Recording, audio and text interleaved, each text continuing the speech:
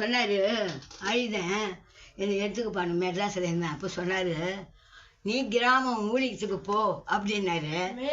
கிராமம் ஊழியத்துக்கு போன்னாரு பாரு. சரி, நான் போகிறதுக்கு இல்லை, சாப்பிட்றதுக்கு ராத்திரி தண்ணி ரொம்பி போய் படுக்கிறதுக்கெல்லாம் இல்லை. ஆனால் ஏசப்பா என்னை கை விடலை. என்ன சொல்கிறாரு?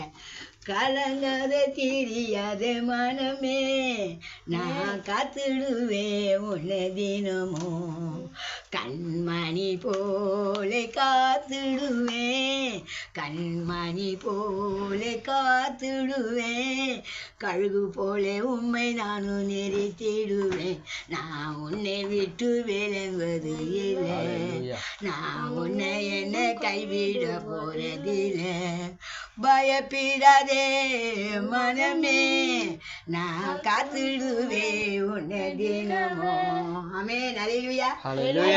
நீங்க பாடணும்.